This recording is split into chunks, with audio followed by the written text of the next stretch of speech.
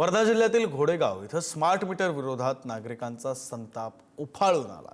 विश्वासात न घेता जबरदस्तीने बसवलेल्या स्मार्ट मीटरमुळे वीज बिल दुप्पट तिप्पट येत असल्याचा गावकऱ्यांचा आरोप आहे आणि या विरोधात संतप्त महिला आणि पुरुषांनी खरीप हंगामातील पेरणीची कामं बाजूला सारून थेट आपल्या घरावरील स्मार्ट मीटर काढलं आणि ते घेऊन महावितरणच्या पुलगाव कार्यालयावर धडक दिली। निवेदन देऊनही दखल न घेतल्याने आक्रमक झालेल्या नागरिकांनी नवीन मीटर परत करत जुनच मीटर लावण्याची मागणी केली।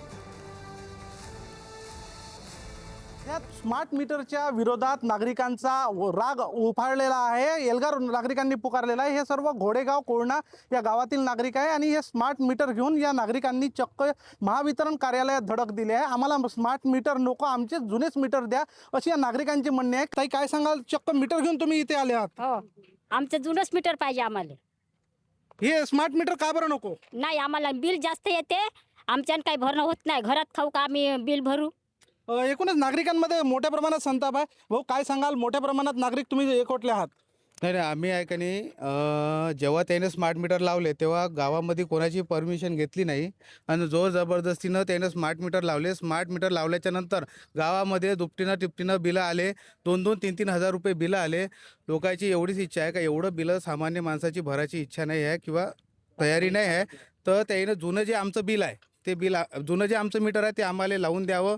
संपूर्ण गावामध्ये काही कारण नसताना सुद्धा किंवा कोणाची तक्रार नसताना हे प्रीपेड मीटर लावले गेले। ते प्रीपेड मीटर असे आहे की लोकांना जे 100 रुपये बिल आहे त्या ठिकाणी 200, 300, 400 रुपये बिल यायला लागलं, 3-3, 4-4 पटीनं। पण हे लावण्यात येऊ नये याच्यासाठी ग्रामपंचायतचे आमचे उपसरपंच असेल, सरपंच असतील, काही सामाजिक कार्यकर्त्यांनी वारंवार त्यांना सूचना केल्या का अशा प्रकारचं कुठलंही मीटर आमच्या स्तरावर लावू, म्हणजे विना परवानगी लावू नये।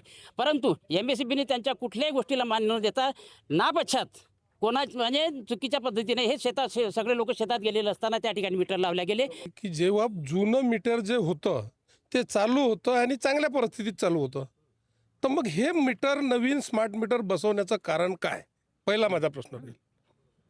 जर जुनं मीटर व्यवस्थित आहे तर नवीन मीटर का लावला? आता नेमकं आणि तुमचा point काय असणार आहे? लावलं तर असे मीटर दिलेले आहे की ज्याचं बिल, एखाद्या घरचं बिल 500 रुपये येत असेल महिन्याला, तर त्या घरचं बिल या मीटरमुळे 2000 रुपये, 2200 रुपये बिल येते। अशा परिस्थितीमध्ये ग्रामीण लोकांना, शेतमजूर लोकांना, शेतकरी लोकांना काय भावात परवडेल ते वीज? पंकज गादगे, पुढारी न्यूज, पुलगाव।